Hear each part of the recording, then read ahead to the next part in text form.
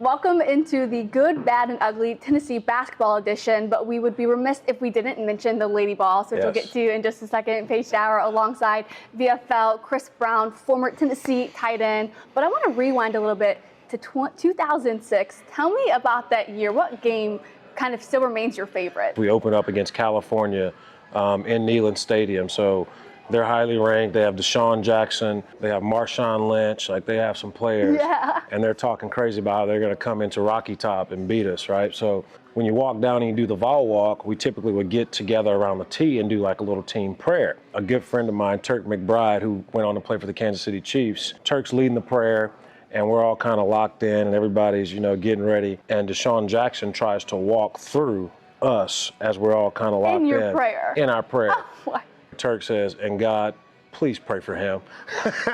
oh. True story. How did you do in the game, though? Oh, we won the game. Okay. Won the game. I caught the opening touchdown of that game. Nice. It was nice. I think it was 38-17 or something like that, or 38. Could have been a lot worse. Yeah, decisive win but for sure. we called off the dogs. Yeah, and you talk about the opening touchdown pass. There were a couple of touchdown passes from Jahmai Mashack against Florida down to Cade Phillips. Yeah. Tell me about that play, because that's definitely part of the good and our good, bad, and ugly. Yeah, I mean, obviously, when you're able to see the court, I think Cade and Jahmai, these guys have good energy and they have good sync. Like, they sync together, right? So those guys throwing those passes and being able to do that, it's what you want to see. Jahmai's energy is infectious, right? And I think his energy kind of leads our team, and his defensive play gets him going and sparks. And you can see that guy's just locked in right now. He's playing out of his mind. Out of his mind. Yeah. And it was so good to see Zakai, Zeigler, Igor, Milicic return. That's obviously kind of been the main storyline this week after missing the Florida game. And it's been great because Igor Milicic, his last two games, 19 points against Kentucky, 21 against Missouri. Just unreal kind of the switch he's had these last few games. Yeah, I mean, we brought him here to score, right? He was a scorer at Charlotte. He's obviously been consistent in doing that. But to see him truly, just go. And I mean, his stats the other night were just absolutely ridiculous. Like, it hadn't been done in NBA, college basketball in a very long time. So I think we're starting to see kind of the molding of us come together. Early in the year was Chaz. We talked last week, and it was a lot about taking the pressure off of Chaz and getting those other guys involved. And boy, Igor got really involved, and Zakai Zeigler coming off of not playing that game. I think everybody was a little skeptical, right, of like what was going to happen. How was he going to play? Was he going to be able to be as aggressive as he always is? And he shot lights out. Igor being able to produce on offense the way he is does a great job in taking off pressure, not only maybe on Chaz, but like the rest of the offense too. So they're not, all crashing just to one player and then Chaz not getting the opportunities. Yeah, I think a lot of Igor's opportunity and what he does as well is rebounding, right? Yeah. Like, he goes to the offensive glass extremely hard. I think he can shoot the three extremely well. I told you a story about off the camera about him.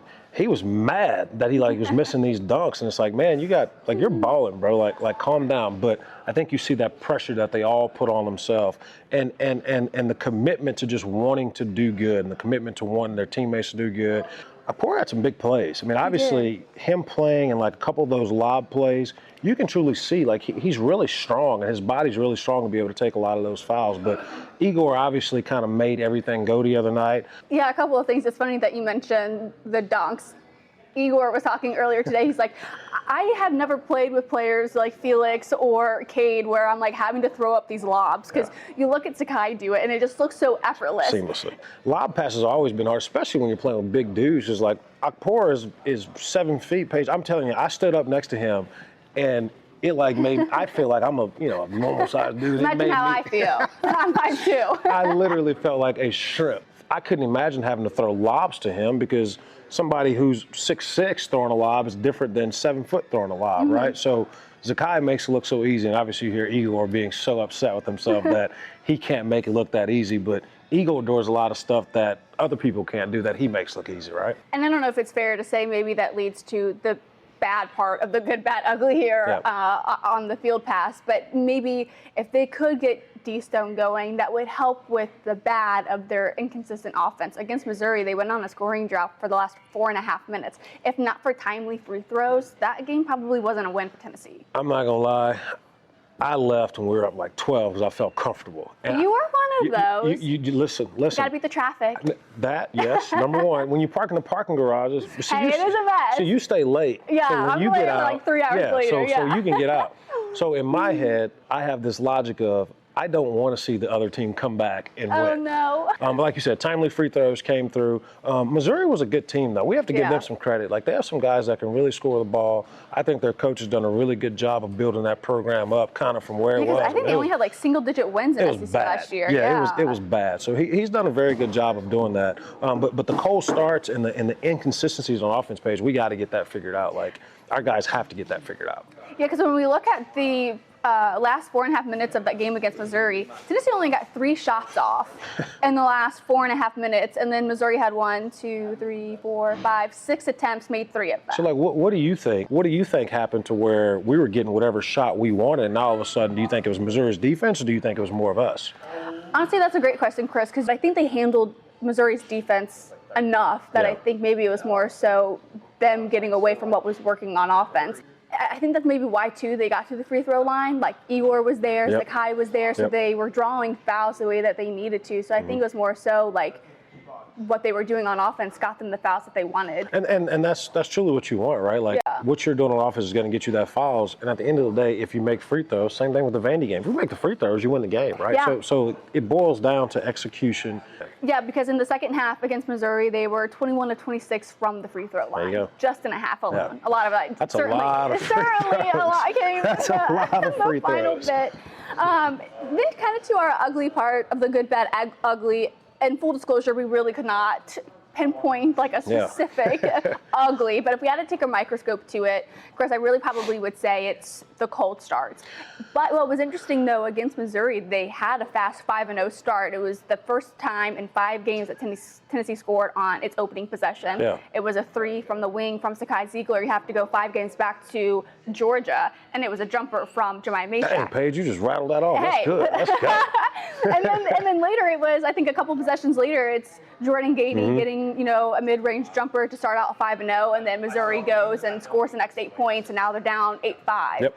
That is what's going to cost this team games and wins, especially on the road when they can't have even. I will take a lukewarm start over these freezing cold starts that they've really been having lately.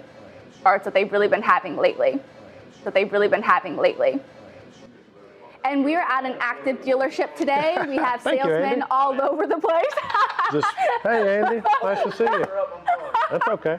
That's how you know we're not at a green screen. This is a real dealership. Come to Harper Volkswagen. Hey, yeah, just tell me some good deals at Harper Volkswagen. We have great deals. We have 0% on Tiguan's. Andy Maxey just came through, so you can come see Andy. He's a diehard, loyal Vol fan, Lady Vol fan. His email, Andy is so loyal. His email is Kiffinsucks. No, it's not. Kiffinsucks@gmail.com. When Lane Kiffin left us, Andy Maxey made that Gmail, and he's had it to this I was dying. And also, that's a very nice car, because I drove that to Nashville for the Vanderbilt match. 0-2 for Tennessee. But hey, I might email him specifically because he has that email. So a lot of exciting things happening here at Harper Volkswagen. Always an active time. I almost had another one.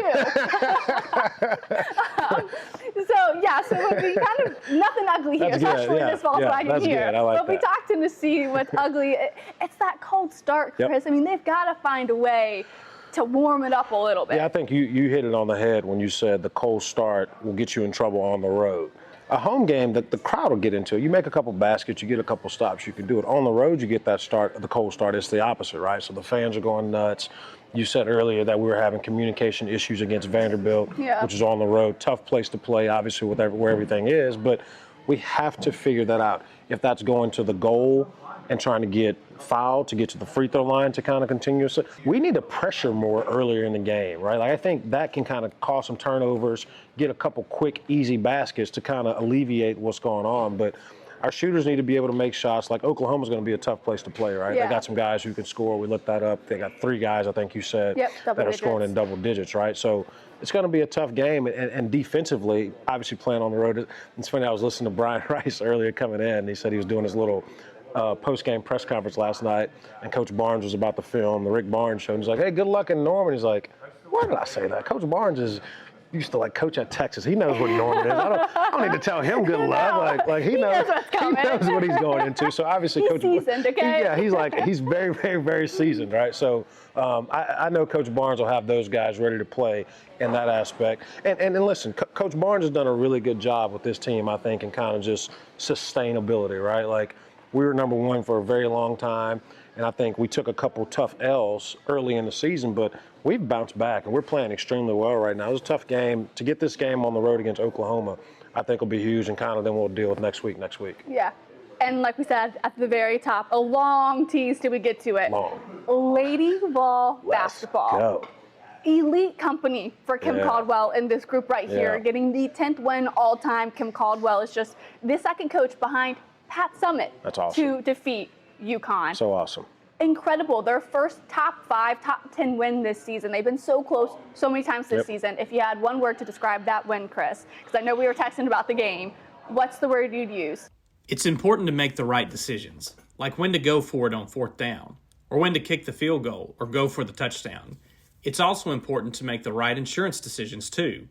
That's why my office, Trey McAdams State Farm, is here to help you select the right protection at the right price. Our office will make sure you understand your State Farm coverages, so you'll know what to expect when the unexpected happens. With Trey McAdams State Farm, it's easy to make the right call. When you want the real deal, like a good neighbor, State Farm is there.